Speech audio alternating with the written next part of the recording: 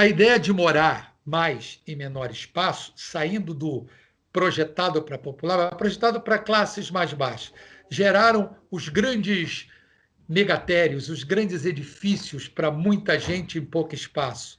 Entre eles, nós temos o famoso, que se alguém falar edifício Prefeito Fronten, ninguém conhece, mas se falarmos do Balança Mas Não Cai, todo mundo vai saber onde fica. Nessa Presidente Vargas, ainda repleta de sobrados aqui na Praça 11, que ainda tinha o samba, que ainda tinha o bonde, que ainda tinha a cananga aqui, e que depois foi sumariamente extirpada, né, do nosso cotidiano. E aqui também, né, no cantinho, o que estariam fazendo esses dois aqui? Ora, isso era um quadro do programa Balança Mas Não Cai, de tal maneira que isso fez parte do imaginário, que ganhou um programa de rádio, que virou programa de TV. E aqui, falando do Balança Mas Não Cai, o primo rico e o primo pobre. Nenhuma casualidade, não. O velho e excepcional, que Paulo Gracindo e Brandão Filho, personagens do rádio que ganharam a TV. E outra curiosidade, né? Isso aqui são 3 blocos. Que a gente olha uma muralha, na verdade são 3 blocos integrados, e não um só, como imaginamos. O anúncio de venda e a visão da muralha na nossa Presidente Vargas mais recente, abrigando um sem número de moradores e deixando uma herança, às vezes, e uma fama muito mal querida pela população. É difícil tirar, mas pouco a pouco eles estão conseguindo.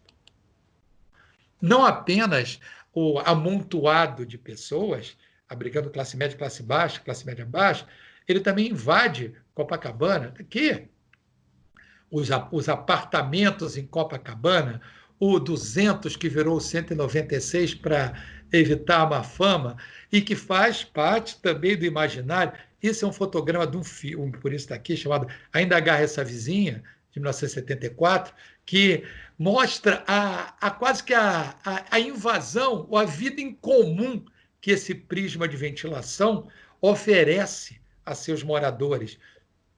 Até, inclusive, falando de elemento arquitetônico, essas janelas tão famosas de enrolar, elas foram tão utilizadas em Copacabana que elas entraram para o mercado com o nome de janela Copacabana. Esse de ser um outro, janelas de enrolar, ninguém vai saber com tanta facilidade quanto falarmos em janela Copacabana. Estava ali a grande concentração por metro quadrado, de certa forma, uma versão contemporânea das vilas higiênicas, das vilas operárias e, quiçá, algum tipo de cortiço, alguns deles, pela sua falta de controle ou controle de poucos. Temos alguns na história recente da nossa cidade. Aí, o lado erudito e elegante, as casas modernas. 2 projetos de RIDE, inclusive fez muito poucas casas, notável arquiteto que era, mas a vida quase toda voltada por serviço público e com muita dignidade. A casa que ele faz para ele e para Carmen Portinho, sua companheira, de vida inteira, em Jacarepaguá. A casa que ele fez para o médico dele, no Alto da Boa Vista, totalmente descaracterizada hoje. Eu usei a foto de catálogo, por conta das condições. E essa residência já não é RIDE, mas é outro da turma modernista, Jorge Machado Moreira, um dos autores do projeto do Ministério da Educação, da Cidade Universitária do Rio de Janeiro, do prédio da Faculdade de Arquitetura. Essa casa, Antônio Cepas, no Leblon, já demolida, onde ele incorpora elementos corbusianos, do qual ele era devoto. Mas um devoto, mas a toda prova, com seus brises. Mas o que se fazia de casa moderna? Casas que entraram nos catálogos, casas que entraram nas revistas. Essas casas, como são fotos de catálogo, elas não mostram a cromatização. Porque quando entramos nos anos 50, apesar da morte de um presidente no exercício, caso do Vargas, o Brasil, a partir de 55, por uma série de conjunturas favoráveis, começou a ter orgulho de ser brasileiro, de transpirar uma felicidade como poucos momentos houve depois do final dos anos 50. Isso se refletia na roupa, nos carros, na cor das casas, no mobiliário, nos interiores. Estava ali. Talvez por conta dessa cor abundante, nós tenhamos usado depois o termo anos de chumbo para falar do cinza que cobriu essa cromatização. Essa imagem não estava na linha original porque são casas de exceção também. Esse é um projeto feito pelo ilustre arquiteto, qual eu tenho o maior respeito, Sérgio Bernardes. É uma casa que ele faz para ele, próxima ali onde é o Hotel Sheraton mesmo, na Avenida Niemeyer. E a descrição dessa casa, de usar os materiais em seu estado bruto, é uma referência a uma proposta que já se usava na Inglaterra do pós-guerra, que alguns chamam de brutalismo. Mas corre-se o risco de dizer que o brutalismo é usar o concreto em seu estado bruto. Não apenas. Isso foi uma versão corbusiana, que ele gostou de vender e muita gente acreditou. Mas, na sua origem, o brutalismo é usar o material no seu estado bruto, a verdade do material. E essa casa usa a pedra, o metal oxidado, a madeira e a própria continuidade com a paisagem. Uma planta ortogonal, mas que consegue dialogar com o espaço quando ela está inserida. Não é uma tradição, um modelo recorrente, mas nós temos algumas obras entre final dos anos 50 e final de 60 que usam esse repertório de verdade do material, interno e externamente. Essa residência, por exemplo, externamente ela tem tijolos aparentes, ela tem a laje aparente, a cobertura, ela utiliza canos, tubos de fibrocimento cortados para vencer o vão maior e propiciar a ventilação, ela está orientada para melhor vista e melhor ventilação, ou seja, diversas preocupações que nós vamos ver desse arquiteto, como em outras obras dele. Década de 60. Tempos não tão bons assim. Aquela cor acaba ficando, talvez só pela cor do fogo, porque vai se tornando cinza. Há uma política habitacional que fala em erradicação de favelas, a relutância nessa erradicação e, sugestivamente, várias delas, dentro de um curto espaço de tempo, pegam fogo e seus moradores são levados para conjuntos habitacionais produzidos pelo poder público. Lembrar que, nesse momento, não tínhamos o Estado do Rio de Janeiro, tinha o Estado da Guanabara, governado pelo senhor Carlos Lacerda.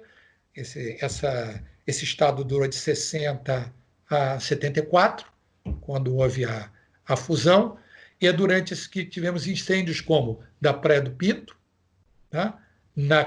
Esse aqui é o da Praia do Pinto, a Catacumba, e na favela do Pasmado, ali, próxima à Enseada de Botafogo. Sem ter para onde ir, muitas delas paravam ônibus e caminhões, pegavam a população, levavam para conjuntos ainda em construção e, literalmente, descarregavam os moradores nesses conjuntos, poucos deles com a estrutura suficiente, quando eu digo nem próximo dos IAPIs, nem próximo das vilas operárias, pior que as vilas operárias, pior que os IAPs, sem estrutura médica, sem a questão a própria religião, que ela foi gradativamente assumindo, sem uma escola próxima e que foi, aos poucos, sendo edificada e gerando conflitos, gerando guetos. Nem se falava ainda com tanta importância, com tanto poder, o tráfico de drogas. Não havia, mas começou a haver as divisões, os feudos, que depois vão se materializar em milícias, no tráfico, algumas décadas depois, sendo que a estrutura já estava montada. Entre essas, duas são de muita importância, inclusive contemporâneas entre si: a Vila Kennedy, lá perto de Santíssimo, Bangu, Santíssimo, e a Cidade de Deus, na Baixada de Jacarepaguá. Para lá, aqui as vistas, como foi removida. Eu faço algumas críticas, até como arquiteto, a impessoalidade, o elemento em série, a não personalização, que levava, inclusive, à monotonia e algumas brincadeiras de mau gosto, que nem é o caso, que você não sabia qual era a casa, entrava em qualquer casa, como aconteceu também na própria Cidade de Deus. E aqui na própria Vila Kennedy, está lá ainda, a Estátua da Liberdade, cedida pelo governo, presenteada pelo governo americano, dentro da Aliança para o Progresso, mostrando como o nosso governo estava resolvendo a situação dos menos favorecidos, com aval do governo estadual e talvez até do próprio governo federal. Surgiam os grandes conjuntos e os mega futuro problemas, que já se imaginava nessa ocasião. Por outro lado, ainda nos anos 60, lembramos que o golpe militar é de 64, e em 69 ele atinge sua fase mais perversa, com o governo do Médici, e a necessidade de muitos de não olhar o que estava acontecendo porque doía muito. Então, ou eu vou para minha casa no campo, para compor o meu rock rural, salve Zé Rodrigues, ou vou tentar buscar o passado nas casas que vão ter uma casinha branca de varanda, um quintal e uma janela para ver o sol nascer, e vou esquecer o que está acontecendo que não me interessa. Não posso mais ver, estou proibido. Não tenho mais o que. Tudo é proibido.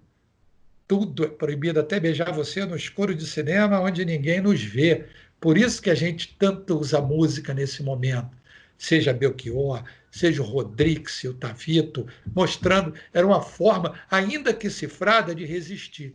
E a população, ela ficava, no caso da moradia, entre os caixotes da especulação imobiliária, sugerindo o bem morar, a Morada do Sol, ali próximo ao antigo Canecão, entre Botafogo e Copacabana, ou as casas isoladas na Joatinga, na Barra, em Jacarepaguá, em Cabo Frio, Búzios, São Pedro, onde eu podia respirar sem ser vigiado, sem ser censurado. E aí surge um arquiteto, um profissional de arquitetura chamado José Zanini Caldas. Os puristas vão dizer, nem arquiteto ele era, não, mas foi quem mais fez arquitetura nos anos 70. Zanini fez muitas casas e respondia aos anseios dessa classe média, dessa classe alta, de buscar uma casa que lhe sugerisse a ideia do acolhedor, uma casa que o abrigasse, uma casa com varanda, com janela, pintada de branco, com espaços internos, ou voltada para dentro, com poucas vistas para fora, porque eu não tenho o que olhar. Eu prefiro olhar para o que está próximo a mim, porque se olhar para frente é difícil. E aí surgiram casas mais elaboradas com esse repertório, até versões populares, até condomínios populares, usando a ideia da casa que passou a se chamar colonial. Talvez pelas telhas capa e bica, telha canal, talvez pela pintura de branco, talvez pela varanda, talvez pela referência da casa de campo, mas o nome pegou. Pegou, e nessa época, posso falar com certeza, estava na faculdade, eu cursei nos anos 70, e uma brincadeira acadêmica era que você vai se formar e com certeza vai fazer uma casa colonial, que vai ser para o seu padrinho, mas alguém vai lhe pedir uma casa colonial. Enquanto a academia rechaçava, criticava, crucificava as revistas ditas não especializadas, elas enalteciam as casas coloniais. Em todas as revistas havia um. E o curioso é que aqueles que crucificavam, se a gente fosse procurar com calma, tinha um projetinho deles na revista não especializada, vendida para um cliente especial. Então, era muita hipocrisia da academia criticar algo sem fundamento só porque, sabe-se lá, inventava, ou tínhamos a síndrome da arquitetura moderna, que nós éramos modernos e rezávamos naquela cartilha e nada superaria o moderno. E eu vou fazer até um parêntese aqui, que eles conseguiram tanto vender o produto moderno, porque o que veio depois chamaram de pós-moderno, de tal maneira que eles enalteceram, né? O moderno fez o seu papel. Ele construiu um objeto, um produto de consumo tão poderoso que quem veio depois chamou de pós, mesmo em alguns momentos nem tendo vínculo com o que é chamado de moderno. Mas o produto foi muito bem embalado e vendido. E aqui contrariava esse produto. E a academia não podia sucumbir ao gosto popular. Por isso que no início, quando falava, é essa academia que eu não consigo engolir nem aceitar. Nem consigo até hoje, já aposentado dela.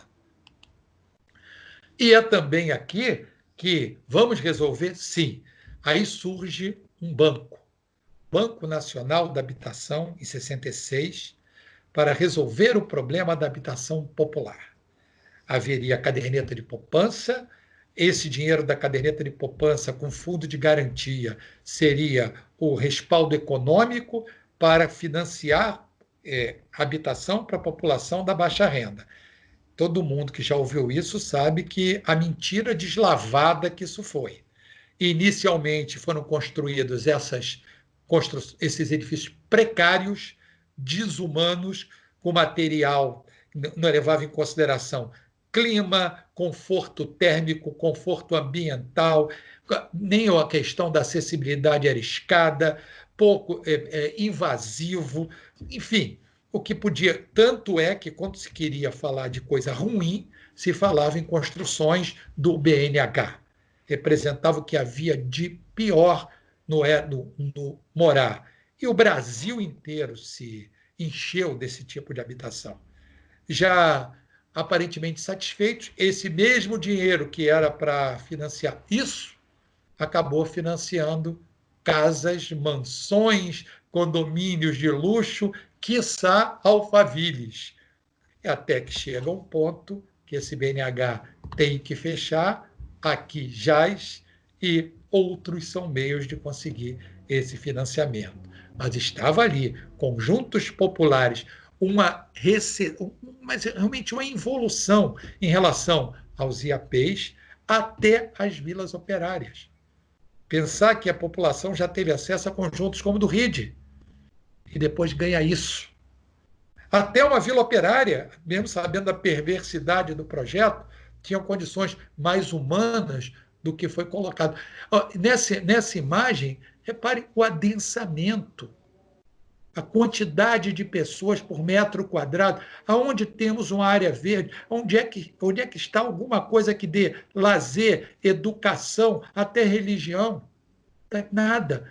A selva de pedra, que era o nome do conjunto no Leblon, onde era a Praia do Pinto, mas que pode, não para classe baixa, para classe média e classe alta, mas que pode servir perfeitamente para isso aqui.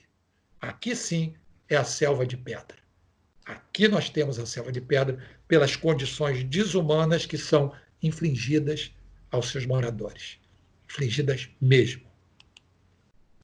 Aí continuamos, saímos das casas, isso dura 70, 80, 90, finalzinho de 90, aí alguém descobre nas suas viagens a Miami que tem um modelinho de casa assim, que, olhando aqui, é uma revisão do mexicano neocolonial da década de 20, que o Brasil também incorporou naquele feixe neocolonial.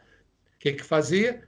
Trazia-se folder, foto, o que fosse, contratava-se um escritório de arquitetura, apresentava e solicitava algo parecido. Alguns, cumprindo o seu papel de profissional que atende ao cliente, aí nenhuma crítica negativa ou positiva, ele é o trabalho, eu posso não querer fazer, mas nós vamos ter que faça o bem.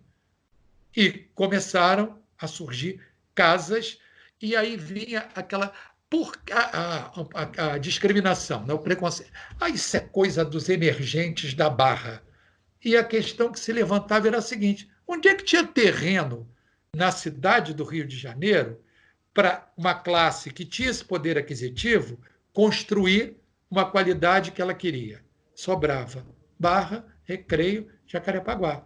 Você não vai pedir que essa classe vá fazer condomínios em áreas que são naturalmente depreciadas e tratadas com descaso. Então, por que elas estão na Barra? Porque é o lugar que tinha para que elas fossem construídas. Assim como alguns edifícios que têm alguma aparência, vamos considerar, estranha, ou uma crítica qualquer que seja feito formal, não há. E aí, assim, os folders foram distribuídos e as casas foram construídas. Mas pela o sistema quase que canibal, né? Da avidez de novidades da contemporâneo, logo apareceram novidades. E aí, quem já foi não lá para a Costa Leste, quem já foi para a Costa Oeste, aí já encontrou na Califórnia um novo modelo de morar. O grande pano de vidro, os panos de pedra ou de tijolo, que tem relação com a arquitetura americana, lá de alguns modelos do Frank Lloyd Wright, quer dizer, não, são releituras. E aí, só que com grandes panos de vidro, lajes planas, basta a gente pensar no nosso clima. E aí trazem esse modelo e aqui os vendem. Então, nós temos agora a produção recente, algumas nem pronta, algumas apenas em 3D na propaganda. Mas pronto, o pano de vidro, a laje plana, elementos até formalmente, digamos, há o interesse no jogo de volumes, mas há uma falta de adequação à questão realmente do clima. A questão da própria, penso eu, em termos de cultura latino, né? Privacidade. Você vai botar um pano de vidro desse tamanho para depois botar algum anteparo? É a velha história do Palácio da Alvorada, na época em que foram morar, conta a história, o João Figueiredo foi morar no Alvorada, que pouco morou lá, e a dona Dulce dizia: olha aqui, nada que eu possa fazer que chegava mais perto, está tudo sendo visto. Ô, dona Lucy Geisel, nossa, eu moro num aquário, minha privacidade invadida é aqui, ó. Tá bom, é um condomínio, mas o condomínio tem vizinho. Mas são situações. Estou sendo puritano? Não. Eu estou tentando entender latino-americano. Nós não gostamos de invadir a privacidade dos outros, mas não gostamos que invadam as nossas. E, nesse caso, esse pano de vidro, além do sol, aí vamos pensar num vidro adequado, que seja mais reflexivo e menos refratário. Uma cobertura, olha quanto custo para manutenção. Refrigerado ligado. Tudo que, voltando lá para o Mariano Filho, esses elementos, eles eram pensados. E isso não, o que importa? Eu vi uma casa assim. É quando a gente vê até na internet, quando alguém coloca embaixo na site de eu quero, olha, não tem. Vou dizer uma coisa que é coisa do idoso mesmo, do grupo de risco. É uma das coisas que mais me irrita quando eu leio aqui. Eu quero, e alguém clica e bota, eu quero também. Olha, eu não sei, tá? É indesculpável. Eu quero também é pior do que eu quero. É o caso, olhou aqui, eu quero também. Eu não estou pensando no que é, eu quero, porque eu não quero ter, eu quero ser. E a partir daqui, é isso que isso representa. Um pouco até aqui, mas menos. Aqui tinham. Aqui é sociedade de consumo. Aquela história, sociedade imagética, eu preciso da imagem para vender. Sou, né? Tenho e sou porque tenho. Coisa. Aí vi, então botar lá embaixo. Eu quero, e vai clicar para poder aparecer o eu quero, e o eu quero vai aparecer. E esse é o modelo que a gente tem hoje. E a minha questão é: isso é uma casa carioca? Será? Pergunta para todo mundo: isso aqui é uma casa carioca? Isso aqui é uma casa carioca? Se a gente tentar ver, não estou falando só de valores culturais, eu estou falando de clima, estou falando de adequação, de conforto, de acolhimento. A casa ser o abrigo, que basicamente ela é. Será que ela é, quando eu entro aqui, eu estou numa casa ou estou entrando num museu? para que os outros vejam. E, recente, olha a reprodução Minha Casa Minha Vida. Qual é a diferença disso aqui? Nada, mudou o endereço. Até a caixa, aquela famosa caixa d'água, castelo d'água, ou reservatório, foi roubado, visto pela TV ao vivo. E aqueles guetos que a gente ensaiou, eles tomaram forma, tomaram corpo e, de repente, frequenta até o poder público e faz loteamentos de áreas e vende e aluga e ocupa e distribui. Por quê? Vamos ver lá quando isso começou. Foi feito qualquer tipo de observação, aquela história educação para isso? Quem gera? Quem controla. É onde a gente chega nos tempos mais recentes. Ainda escreve bairro Carioca. Será? E aqui é só uma colagem mostrando, né? Fora de ordem mesmo, um pouco de tudo que a gente falou. E essa imagem maior, por uma coisa, por que eu coloquei essa imagem? Porque a Barra da Tijuca, o plano da Barra da Tijuca, foi uma tentativa, que eu concorde ou não, outra questão. Não, não concordo, tá? Para não ficar em cima do muro. Mas era uma tentativa de organizar e evitar que determinadas áreas da cidade cometessem erros, como ocorreu principalmente em Copacabana. Mais uma vez vem a força do dinheiro, da especulação imobiliária, e o que era o lugar ideal, vendido em comerciais maravilhosos dos anos 70, virou, mais uma vez, a mesma coisa, mais do mesmo. E ou isso, né? Ou isso. Se a gente pode lamentar que isso seja o que a gente tem hoje no Rio de Janeiro, com raras exceções. É isso, gente. Muito bom, maravilha. É importante, dá vontade agora de comentar com você, ao contrário, né? Começar do final, né? Meus comentários. Primeiro nessa pergunta, né? O que é uma casa carioca, né? E você conduziu aí a sua observação justamente para um lugar que seria essa quase ausência do pertencimento, né?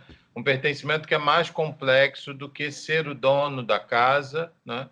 E, ao mesmo tempo, de querer a casa como um objeto do desejo capitalista, que foi a sua referência quando comenta casas assumidamente. de Miami. E também acho interessante pensar, juntando ao que você já tinha comentado, o que você chamou de casas de catálogo, né? Onde você escolhia, como nos moldes do início do século, onde você escolhia todos os revestimentos ou as bicas, coisas que ainda não tinham sido produzidas no Brasil, né? E, por outro lado, um momento ufanista, que, ao mesmo tempo, tem várias contradições, que foi um momento modernista, né, de estudo, mergulho, aprofundamento sobre bases, né, de uma espécie de realidade nacional, né? Então, usos que poderiam vir do colonial, como os cobogós, né, a partir também de referências estrangeiras, mas reinterpretados aí para o conforto ambiental, né, para essa ideia do sol não bater diretamente, proteger, né? Então, é curioso pensar, né, o que é a Casa Carioca, com várias contradições e também com vários momentos onde, como você apresentou aí nos projetos modernistas, essa casa queria ter uma funcionalidade, que foi um pouco também a sua relação quando traz o RID, Dona Carmen Portinho e o Pedregulho, né? Um projeto funcional para a população de baixa renda, para trabalhadores da prefeitura, né? Então, havia aí uma ideia de possibilidade, ou seja, uma casa possível para aquela população, né? Por outro lado, com contradições também, como você mesmo colocou, né? O uso do tanque, a intimidade desta mulher dos anos 50. É curioso também na pesquisa da exposição como a gente vê essas contradições, porque mesmo a casa modernista vai entender também uma mulher que não é necessariamente a mulher emancipada, né? E hoje se chama a mãe solo, né? Ou seja, ela também é uma mulher ainda ali na contradição, né, de um mundo obviamente machista, preconceituoso. A mulher ali está buscando outras relações, né, a ideia do desquite, de poder viver, né, só mais por outro lado o modelo Pedregulho traz também essa possibilidade de independência, né? Uma casa pequena que não precisa arrumar tanto, e por outro lado você chega e tem a creche, pega o filho, ou você pode trabalhar, né? Não somente cuidar dessa casa o dia Era a todo, ideia. limpando, Ideia da né? doutora Carmen, trabalhar. Sim. Exatamente. E terminando meus comentários, essa contradição que mantém muitas lógicas, né? A casa produzida pelas milícias, né? E vendida para também por preços que custam, né? Não é uma casa de graça, ao contrário, é uma casa para uma classe trabalhadora e que pode pagar, né? Que vai juntando o dinheiro aos poucos para pagar essa casa, mas é uma casa feita de qualquer jeito e por isso ela vai abaixo, né? Por isso ela vai ruir, né? Numa especulação que não tem fim, né? Nessa divisão de quem se aproveita de quem, né? Numa condição que não tem fim. E queria terminar também pensando junto com você que essa sociabilidade vai além disso, né? Vai além do desenho da casa, quer dizer, as relações são feitas, o lazer também é feito nas lajes, nos quintais, né? A sociabilidade também é na religião, nas igrejas ou terreiros, né? nas mais variadas formas de religião, quer dizer, a sua apresentação me faz refletir o distanciamento de um poder público, né, frente a uma condição que quase nunca se chega de entendimento do que é o morar, né, de entendimento do que é essa casa que não é a máquina de morar do Le Corbusier, né, nem a forma segue a função, porque ela é muito mais subjetiva, né? Ela é muito mais apropriada pelo próprio morador, né? Que pode, em alguns casos, colocar as roupas para secar nas sacadas, na janela, porque o sol não bate, né? Porque bate pouco em outros ambientes, né? Porque se adapta também naquele momento ali do BNH, porque vai se adaptar a muita coisa ali, porque são casas e apartamentos muito quentes, né? Então, você também vai ver adaptações que podem não ser esteticamente do gosto, né, oficial dessas casas de catálogo ou das casas de revista, mas são de necessidades mínimas ali também, né? Desse conforto do morador, né? Como é que ele vai conviver com tantos blocos e com tanto calor, né? E essa guetificação da cidade que também vai gerar violência, crime, outros elementos, né, que não são elementos que o poder público consiga se aproximar, justamente porque essa casa carioca vai se configurar para poucos. Gostei do termo que você usa, que são as casas de exceção, né? Elas são macetes, né? Elas são para os nobres, né? E são realmente casas de exceção. Quer dizer, a casa carioca, em percentual, não é aquela, né? Nem, Ela está em outro lugar. não, queria acrescentar o que você falou do conjunto BNH. Essa semana passada, eu estava conversando com uma colega minha de faculdade mesmo, a gente até hoje se fala, se dá até hoje, sobre adaptar. o clima, né? A gente primeiro implicava com os aparelhos de bloco para colocar em janela de ar refrigerado, tá?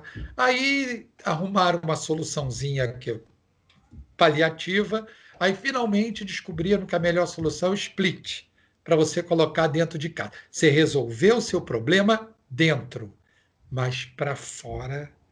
Você está falando do bloco do BNH, esquece só o bloco do BNH. Apartamentos que não são muito novos, que não fizeram essa previsão, colocam algo muito pior do que o bloco de ar refrigerado para fora. E que se dane. Cada E um com pinga, formato, né? E produz água ali, né? produz, faz barulho e compromete, é um volume enorme, inclusive do ponto de vista até de estabilidade. Se aquilo não for bem fixado, pode cair. Quando começar a cair, vai ser uma festa. E quer dizer, resolveram o problema de dentro, não resolveram de novo o de fora.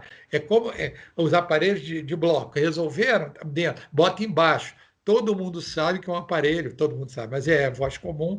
Um aparelho de ar refrigerado de bloco embaixo da janela gasta muito mais energia.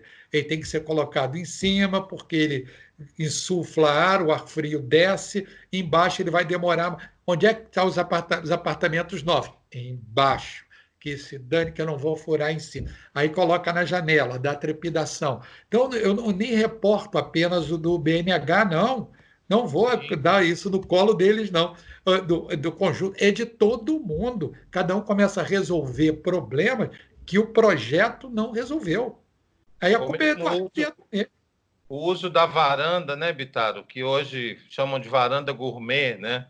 Quer Ué, dizer, o que é é isso? uma quantidade, é um uso muito. É um aproveitamento exagerado, né? Desse lugar que não vai caber aquela quantidade de gente, todas as visitas da casa, e Sim, aquilo gera um perigo até, né? De sim. cair mesmo, né? E, Porque não. e, Né? e o que é aquilo? O esparadrapo da cozinha é pequena. Sim. Como você não tem uma cozinha decente, inventa essa e bota uns esparadrapas e olha, não tem problema não, que ainda faz um modelo que a cozinha dá para cá a varanda no ponto que vai ter o. Aí você finge que aquilo é um prolongamento da varanda e acaba criando dentro. Não é, vou dizer, purismo, é superposição de função. Não, porque é uma superposição de elementos. Por exemplo, uma cozinha produz gordura, produz fumaça, produz cheiro. Ela não é compatível com o mobiliário de uma sala no Brasil. Ela pode ser compatível com o lugar que você usa elétrico, pouca fritura, pouco condimento. Uma cozinha não é. Então, não bote uma cozinha acoplada a uma sala no Brasil, porque você vai usar para compor a revista e não vai comer, porque senão tem que trocar o sofá da sala. Então, são situações que se copia. Quer dizer, isso, inclusive, dá essa nova discussão. Isso seria uma outra série que a gente vai ler dos interiores, a questão da apropriação, que a gente estava falando muito mais da questão formalista, como é que foi, a cultura relacionada aos valores formais da casa, mas a questão interna é mais grave ainda, que às vezes a gente começa a incorporar coisas que nós não temos nada que compreender, mas colocamos aquilo porque vimos na revista, colocamos coisas que não nos servem e vão ficar encostadas. Colocamos uma banheira num banheiro caro e que vai tomar 2 ou 3 vezes, porque não há tempo na sociedade contemporânea. E se você, quando ficar velho, também não adianta, você vai cair na banheira e vai dar trabalho para todo mundo. Sabe? Então, Exatamente, acessibilidade, várias questões aí sim. se Então, abrem. o interior, ainda a coisa piora mais quando a gente começa a entrar na casa e vendo que é casa carioca. Qual é a casa? É a casa que a gente vai adaptando para o que a gente quer, para o que a gente precisa, e vai ajustando a casa à nossa realidade.